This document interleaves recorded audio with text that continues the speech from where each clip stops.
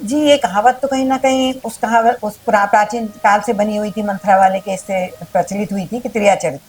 तो त्रिया चरित्र तो कहा जा सकता है, ऐसा बिल्कुल नकारा नहीं जा सकता कि महिलाओं का ये पता नहीं होता वो कब किस मोड़ करवट ले लें। अब इनको आजकल आप देख ही रहे होंगे, दिन प्रतिदिन ये चर्चा का विषय बनता है और हम सुनते चले आ रहे हैं कि वो नीले ड्रम से शुरू हुई थी कहानी, तब तो वो मतलब स्टार्टिंग ही थी। अब तो उसके बाद कितनी कहावतें हुई, कहाँ से पति को धकेल दिया। अभी देखिए पूना में, देखिए इधर देखिए भोपाल का केस कितना, और मतलब ये पढ़े लिखे वर्गों में हो रहा है। ये ज़्यादा शर्मनाक बात लगती है कि दोनों लोग जॉब वाले हैं, अच्छे अच्छे पढ़े लिखे हैं, उसके बाद ये सब काम हो रहे हैं।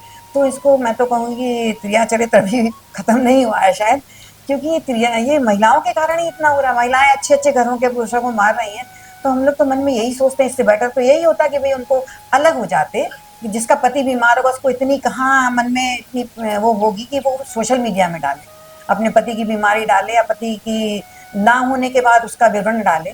तो इतना तो महिलाओं में शक्ति ही नहीं होती कि वो इतना सहन शक्ति कहाँ होती कि वो इतना दुख को सोशल मीडिया पे डाल सके। पर आजकल लोग सोशल मीडिया को तो ऐसे समझ रहे हैं कि लाइफ का एक part, a part of their life. तो वो लोग इस तरह से ले रहे हैं इसको जैसे उनके जीवन का एक हिस्सा हो गया है कि सोशल मीडिया में डाले बिना वो पूरा नहीं होगा। तो मैं तो इससे सहमत नहीं हूँ कि ये सब चीज़ें सोशल मीडिया पे इतनी डाली जाएँ।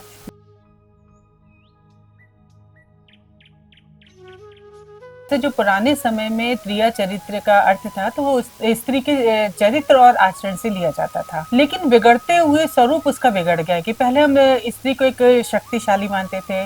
वो अपने परिवार की मुखिया होती थी, कर्ता धर्ता होती थी, एक बहन, बेटी, पत्नी, और हर रूप में उसने अपना एक जो अच्छा रूप दिखाया है और अपनी शक्ति दिखाई है, एक संयोजन दिखाया है, सद्भाव दिखाया है। तो लेकिन बिगड़ते बिगड़ते जैसे आपने कहा कि आधुनिक परिप्रेक्ष्य में तो क्या होता है कि अच्छाई और बुराई हर समाज में होती है।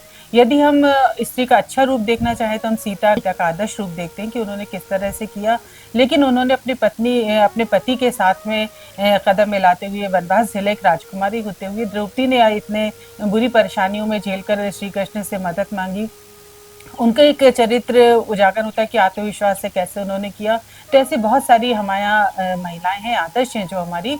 लेकिन आजकल जो मीडिया का जो दौर चल रहा है, तो यहाँ पर कई बार हम ये देखते हैं कि महिलाएं आती हैं जिससे इस शब्द को जो चरितार्थ कर देती है। जैसे अभी हमने कुछ दिनों फेसबुक पर देखा कि एक महिला है और उसके पति की तबीयत खराब है और वो उनको फोकस कर रही है, दिखा रही है उनको कि देखिए मेरे पति इतने बीमार हैं, उल्टी कर रहे हैं और ये कर रहे हैं, वो कर रहे हैं, ये बीमारी है उनको, और देखिए मैं उनकी सेवा कर रही हूँ और ऐसा वैसा। तो फेसबुक में ने दिखाया।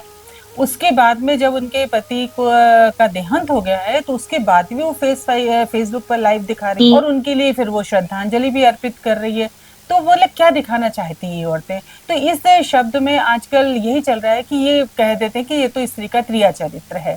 तो ये सब चीज़ें अच्छी नहीं लगती है कि स्त्री होने के नाते मैं यही कहूँगी कि हमें अपने अंदर एक मानवता, संवेदना, जो स्त्री की एक जो सहज गुण है, सहनशीलता, धैर्य, उनको बना के रखना चाहिए, जिससे एक समाज में एक अच्छा मैसेज जाए।